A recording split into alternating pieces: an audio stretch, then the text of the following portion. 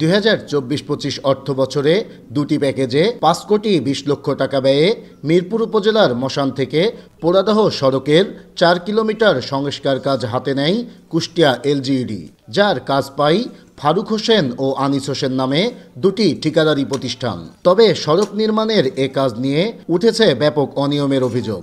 ঠিকাদারি প্রতিষ্ঠান ও এলজিইডির কর্মকর্তাদের যোগসাজস্যে নির্মাণ কাজে ব্যবহার করা হচ্ছে নিম্নমানের উপকরণ, খোয়ার বদলে দেওয়া হচ্ছে পচা ইট, মানা হচ্ছে না কোনো নিয়ম নীতি, যা নিয়ে ক্ষুব্ধ স্থানীয়রা।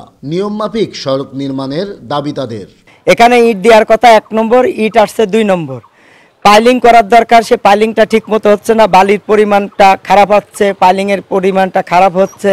রাস্তাটা এই রাস্তা অনেক সাধনার রাস্তা, আমরা চাচ্ছি এই রাস্তাটা 100% পরিপূর্ণ রাস্তা হোক। কোথার থেকে ওরা এই আদলা খোয়া পোড়া মাটি বালি মিশাই নিয়ে এসে এখানে ঢালছে।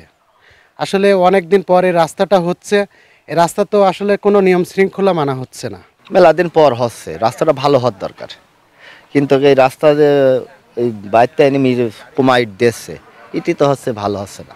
এরকম পসাইট দিলে তো টিকসই হবে না, এটা তাহলে 2-4 দিন পরে ভেঙে যাবে। পুকুর আছে বা খাদ আছে, সেই পাশে একটু পাইলিং করে একটু ভালো করে বেঁধে না দিলে তো সেটা থাকবে না ঠিক মতো। সেই জায়গাটাও যদি একটু বেঁধে দেওয়া যেত ভালো হতো।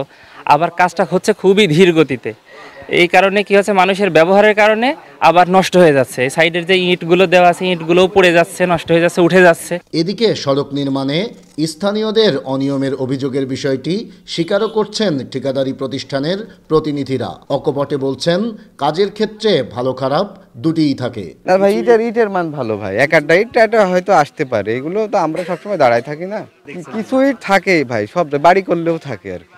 একটা ইট এসে পড়ছে ভালো, আপনি তো দেখতেই পাচ্ছেন 1 নম্বর ইট দিয়ে কাজ হচ্ছে। তো আবার টেস্টও হবে, কারণ বেড তো টেস্ট করে যদি ফেল হয় তাহলে তো দায়িত্ব ঠিকাদারি প্রতিষ্ঠানের, তাহলে তারা নিশ্চয়ই বালির পরিমাণ আর খোয়ার পরিমাণ সমানই রাখবে ভাই। আর সড়ক নির্মাণ কাজের স্থলে এলজিইডির কোনো প্রতিনিধি পাওয়া না গেলেও দেখভালের দায়িত্বে থাকা এই প্রকৌশলী বলছেন, ঠিকমতোই চলছে সড়কের কাজ, সার্বক্ষণিক তদারকিও করছেন তারা। তবে সড়ক নির্মাণে অনিয়মের বিষয়টি খতিয়ে দেখে ব্যবস্থা নেওয়ার আশ্বাস এলজিইডির নির্বাহী প্রকৌশলীর। আমাদের অবহেলার কোনো সুযোগ নাই এখানে, কোনো সুযোগ নাই, কোনো রকম ঘাটতির সুযোগ নাই এখানে, এবং ইন্সপেকশন মতো কাজ ঠিকাদার করে বাড়ায় যাওয়ার মতো কোনো স্কোপ নাই। আমরা সকাল বিকাল রাস্তায় যাই এবং আমার রাস্তায় সার্বক্ষণিক একজন লোক আছে, পানি দেওয়ার দরকার যে পরিমাণ সেই পরিমাণ পানি হয়তো দেওয়া হচ্ছে বা সেটা দেওয়ার চেষ্টা করা হচ্ছে। পানির কোনো ঘাটতি করার এখানে সুযোগ নাই, এবং আমি কাজের কোয়ালিটির ব্যাপারে কোনো ছাড় দেব না বা ছাড় দিই নাই। এলাকাবাসী যে অভিযোগ, যদি এরকম কোনো ত্রুটিপূর্ণ কাজ হয়ে থাকে, আমরা সেগুলা উপজেলা ইঞ্জিনিয়ার আছে, আমরা আছি, আমার এই দপ্তর আছে, আমরা সকলে মিলে এই কাজের ত্রুটি থাকবে না আশা করি।